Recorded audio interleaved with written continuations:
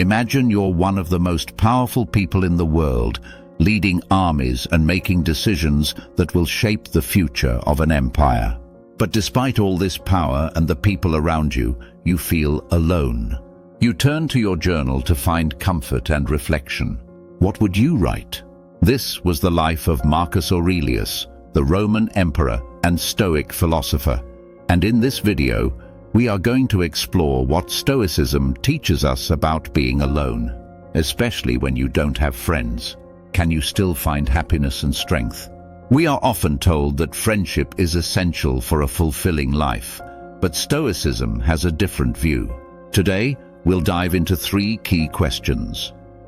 What do Stoic philosophers say about being alone? Can you really be happy without friends?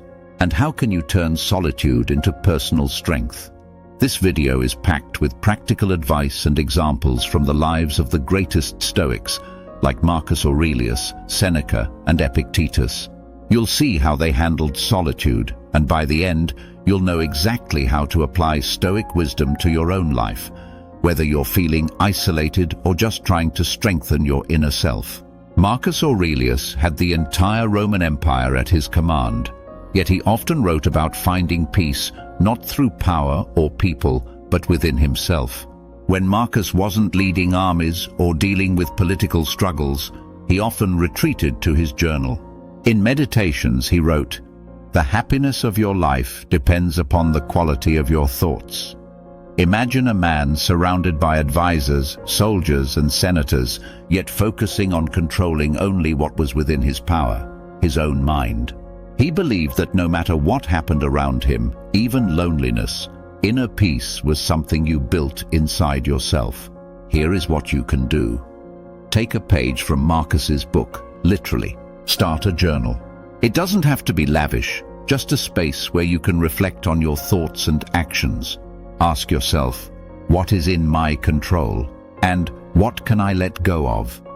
By making journaling a daily practice, you will start to see that true happiness isn't something that comes from others. It's something you can create through your mindset. You will start to realize that solitude isn't scary. It's an opportunity to grow stronger mentally. Epictetus, born a slave, would later become one of the most respected Stoic philosophers. His life was full of things he could not control, yet he found freedom in accepting what was and focusing only on what he could change. Epictetus wasn't born into privilege. He started life as a slave with no say over his circumstances. But rather than being defeated by this, he developed one of Stoicism's core ideas, the dichotomy of control. In his Enchiridion, he wrote, "Some things are in our control and others are not."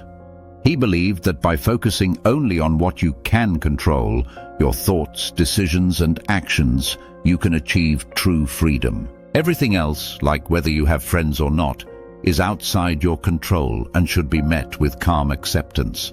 Here's how to use this principle in your life. Take a moment to list what is in your control and what is not. Worried about being alone? You can't control how others feel about you, but you can control how you react to that solitude. Focus on activities you enjoy that you can do alone, like reading, exercising, or learning a new skill. This way, you will shift your energy away from things you can't change and invest it into things that improve your life. Seneca, a Stoic philosopher and statesman, faced both political power and exile. And yet, whether he was surrounded by people or isolated, he believed that solitude was a chance for self-improvement. Seneca's life was full of highs and lows. One minute he was advising the emperor, and the next he was exiled, sent away from Rome, and cut off from his social circles. Yet Seneca used this time alone to reflect. In one of his letters he wrote, "Retire into yourself as much as possible." Seneca didn't view solitude as a punishment. Instead, he saw it as a rare opportunity to work on himself, to refine his thoughts, and to align more closely with virtue. Here's how you can use your alone time productively. Start by setting aside some time each day for self-reflection. This doesn't have to be meditation, though it can be, but simply 10 minutes where you disconnect from distractions and think about your day, your values, and where you're heading in life. You might find that what seems like loneliness is actually a gift, a chance to get to know yourself better and focus on becoming the person you want to be.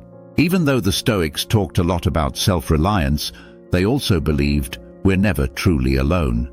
Marcus Aurelius often reflected on how we're all part of something bigger, what the Stoics called the logos, or universal reason.